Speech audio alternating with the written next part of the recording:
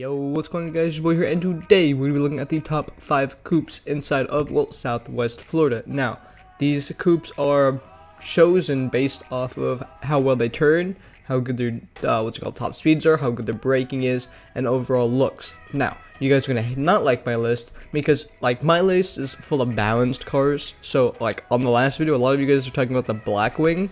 The Blackwing could not turn, that's why that wasn't on that list, but my list is comprised of some, good looking cars as well as good functioning cars. These are like overall pretty good cars. So yeah, my list is full of that. There's no limited to my list, and it's just pretty much how I made it personally. I've had these cars for a while and they're all pretty good. But yeah, why don't we get into, well, reviewing these cars. Now, before I want to let you guys know that I do get a Roblox group with ROBUX merch. I got a Discord group you can join, and I got some social. You can follow all the links on the description below. Also, my name is Heyo. I do car reviews, car things, and a lot of car stuff. So if you guys do like this video, hit that like button, subscribe, and hit that bell notifications every time I upload a new video. But yeah, let's go look over at our number 5 car, which is actually sitting right next to us here, which is the Supra. The Supra is pretty good. It sounds nice, looks nice, and has pretty good turning, and overall has some pretty good looks to it. Now let's change the time to day here, and hopefully I can actually do that. And as we do change the time to day, which it seems like I won't be able to if I miss. Okay, there we go. Let's get into the car and let's check it out just a little bit, drive it around, and see how it is. So the startup is all very nice. I'll leave the review to this car in the comments below. But I mean, this car turns very nicely. It sounds very nice. It's also pretty cheap, so that's why it's kind of on the list. But it's on number 5 because it's just like not like fully what people want if they want in terms of like speed and acceleration. But this car is definitely good for general looks, general turning, general overall stuff. But this car, very nice. I like it in my opinion. It's not too bad of a car. I'll leave the link to this in the description below. But yeah, why don't we get on to our number 4 car, which, yes, I did say balanced cars. This car isn't so much of a balanced car.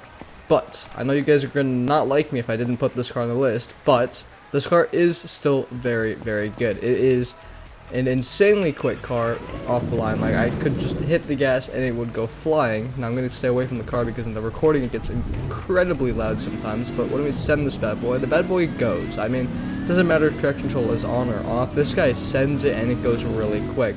And when it comes to turning, it is a little off, it is a little wonky. But I mean, overall, this car is a demon. It's literally called a demon, and it is a demon. Now, if you try to turn this car as best as you can, you could actually get some pretty decent turns out of it. I'm not going to deny the fact that this car can turn a little bit, but this car overall, meant for drag racing, but it's still an overall very nice car. It looks nice, it sounds nice, and overall, its speed is pretty good. And turning, if you can manage it, then oh well, so be it. You can actually drive this car. But why don't we move on to our number 3 car, which a lot of you are not going to like me for, but it is the Boxster T.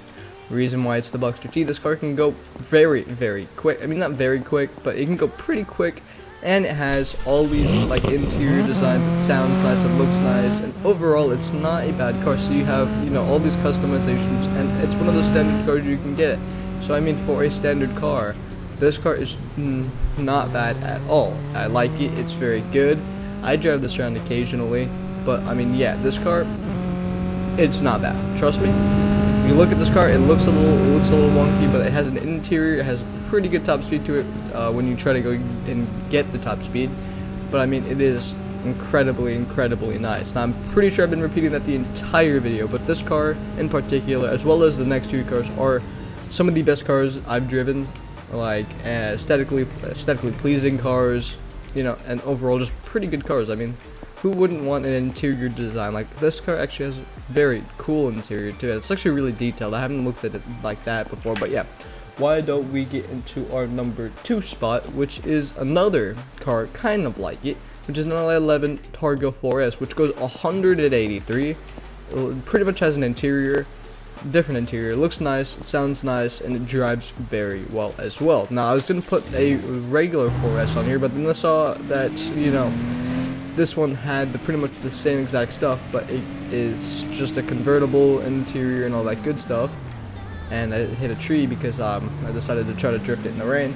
But I mean, this car is very good. It's very realistic. It has some pretty good turning radius. It turns very well enough. I'm not trying to drift it in the rain.